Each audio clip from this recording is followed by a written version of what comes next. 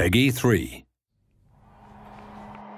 Hello and welcome to the latest Football Manager 2014 FM Friday video blog. This time we're looking at every manager's favourite day of the week, Match Day, and specifically at how the Match Day experience has developed in FM14. One of the most important things for a manager to get right on Match Day is, of course, the team's tactics. So before we look at the Match Day experience, let's have a look at the new tactics system in FM14. The most obvious difference over previous games is that we now have one unified tactics system, replacing the two separate systems we had previously. Having spoken to lots of people in football, we decided that a change was needed to make the system as realistic as possible. As a result, managers no longer deliver a player's instructions by the use of sliders, instead it's all done by setting and tweaking the player's roles and instructions in advance. Take the position of left back for example. You can now choose from a variety of roles, with the ability to set separate roles for different players when you select them in that position, as well as setting instructions, formerly known as touchline shouts. Or just use the instructions for the role. Also, if a player is comfortable in a variety of positions, it's now possible to issue him with a role and a separate set of instructions for how to operate when he's playing in each of them. It's worth spending a little time on these pre-match instructions, as they come in really handy over the course of a season. Also, they can be saved and reused as required, and better still, thanks to Steam Workshop, they can be shared with other FM players. Other pre-match changes include the addition of substitutes to the pre-match formation panels, and the option to change playing styles for individual games pre-match, through the inclusion of fluidity to the pre-match tactics screen. In addition to setting these instructions in advance, it's also possible to change instructions to individual players while a game is in progress. This is useful if you decide that one player on your team should disregard the overall team instructions. For example, if you're playing a pressing game but don't want your centre forward to close down on the opposition goalkeeper whenever he has the ball. We've also added 8 new player roles: half-back, limited full-back, complete wing-back, register, enganche, flank forward, shadow striker, and the false 9. Each of these have descriptions in-game to ensure that you know exactly what the roles mean.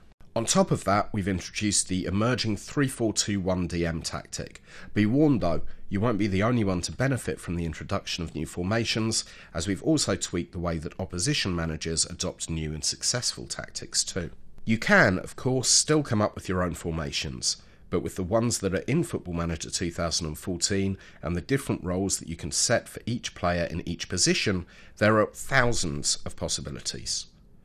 There are some small but important changes to the tactics screen too. With roles playing a much larger part in FM14 overall, a player's suitability for a particular role is now instantly delivered by the way of a 5-star rating from the quick tactics screen. The introduction of stacked icons allows the manager to see multiple pieces of information about an individual player at a glance, while it's also now easier to see when a player is unavailable through holiday or international duty. And so on to the match day itself. The first change that a manager will notice on match day is that the match preview screen is much more comprehensive. In addition to containing the two teams' respective league positions, the preview screen also contains plenty of new information, including key men for both teams. To complement the match preview, we've also introduced a comprehensive pre-match stat pack which shows a head-to-head comparison between your team and the opposition. This shows a huge range of information, including player comparisons, recent results, and a view of the two clubs' records over the past 10 seasons. Another addition to the pre-match information is that managers can now see a list of their forthcoming fixtures, rather than just information on the next game. This will be a big help when managers are deciding when to rest key players for important upcoming fixtures. The all-important pre-match team talk has also been further developed for FM14. Players now respond more realistically to the manager's talks, and we've made it easier for a manager to understand why players respond in the way that they do. We've also improved the team instructions, which relate directly to dealing with specific threats from the opposition. The change that will possibly have the biggest impact on how matches look in FM14 is the improved lighting. This is improved for all conditions, whether a game is being played under floodlights, in torrential rain, or in overcast conditions. You'll also find that the match ball is easier to see, particularly with the yellow winter ball, which is used in many leagues during the colder months. The presentation of in-game information has also become more televisual. Notable incidents, including goals, offside decisions and red and yellow cards, are now highlighted by the appearance of prominent centre screen captions, while replays are now clearly marked as such.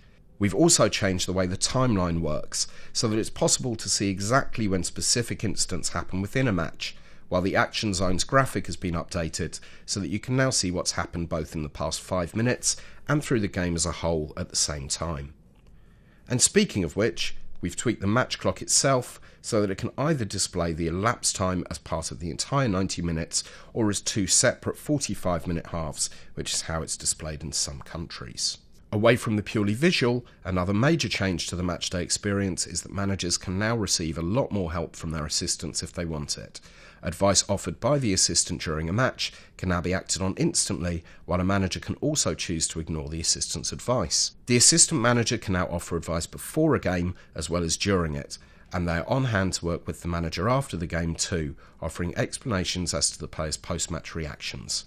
The assistant also offers feedback from team talks, allowing the manager to fine-tune future interactions with the team. You'll see from the previous Work in Progress Match Engine video, and some others that will be released in the coming weeks, that the Match AI has also gone through significant improvements, but we'll let you see those yourself by watching the action. These are just some of a whole range of below-the-hood and above-the-line optimizations which make this the best-looking and performing FM Match Engine yet. You can find a roundup of all the other features that we've announced this week on www.sigames.com, and we'll be teasing features each day via both my Twitter account @MilesSI and the @FootballManager Twitter account.